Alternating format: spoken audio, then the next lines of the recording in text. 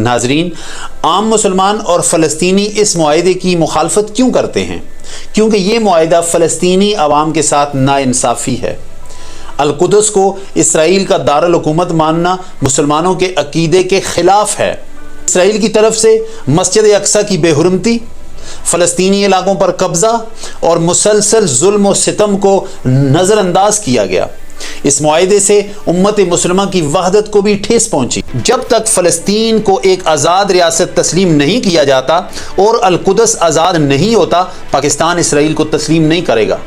پاکستان کو اپنے اصولی موقف پر ڈٹے رہنا چاہیے، دنیا بھر کے مسلمانوں کو متحد کرنے میں اپنا کردار ادا کرنا چاہیے، فلسطینی عوام کی سفارتی، اخلاقی اور سیاسی حمایت جاری رکھنی چاہیے۔